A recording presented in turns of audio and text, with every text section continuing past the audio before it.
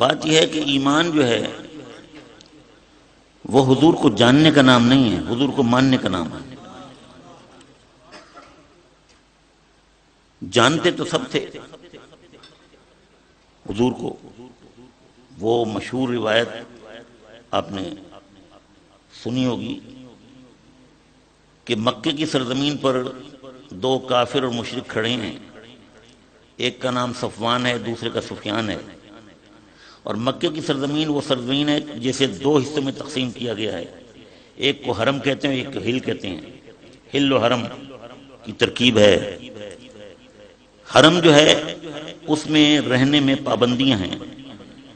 حرم کے اندر آپ شکار نہیں کھیل سکتے، حرم کے اندر آپ درخت نہیں توڑ سکتے، درخت نہیں کاٹ سکتے، درخت کی ٹہنی نہیں کاٹ سکتے، گھاس نہیں کاٹ سکتے، گھاس کا پتا نہیں توڑ سکتے حرم کی زمین میں، اور ہل میں کوئی پابندی نہیں ہے۔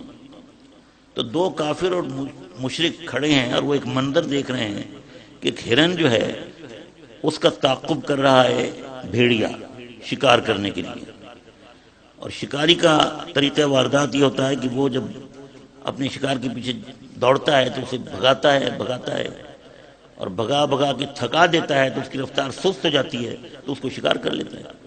یہی طریقہ بھیڑی نے اختیار کیا ہے، اور ہرن بھاگ رہا ہے، اور یہ دونوں شخص صفوان اور سفیان دیکھ رہے ہیں اس منظر کو کہ اچانک ہرن بھاگتے بھاگتے اس نے ہل کو چھوڑ کے حرم کی حدود میں آ گیا۔ جیسے ہی وہ حرم کی حدود میں آیا ہے بھیڑیوں کو بریک لگ گیا، بھیڑیا پھر آگے نہیں بڑھا۔ تو وہ صفوان اور سفیان بڑے دیکھ کے حیران ہوئے۔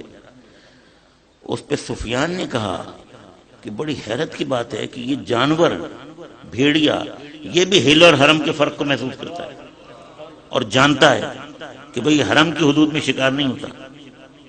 تو اللہ تعالیٰ نے بھیڑیے کو زبان دی، قوت گویائی دی، اور اس بھیڑیے نے کہا فصیح عربی میں کہ آپ اس بات پہ حیران ہو رہے ہیں کہ میں ہل اور حرم کے فرق کو جانتا ہوں، میں اس بات پہ حیران ہوں کہ غیب کی خبریں دینے والے نبی کو آپ نہیں جانتے۔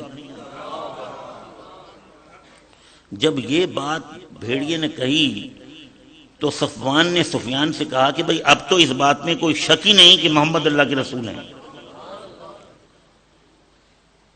میرے دوستو، جب سفیان نے یہ بات کہی تو صفوان نے جب یہ بات کہی تو سفیان نے جواب دیا میں تو بڑے عرصے سے جانتا ہوں کہ اللہ کے رسول ہیں، میں بڑے عرصے سے جانتا ہوں اللہ کے رسول ہیں، لیکن مانتا نہیں تھا۔ ایمان جاننے کا نام نہیں ہے، ایمان ماننے کا نام ہے۔ ابو جہل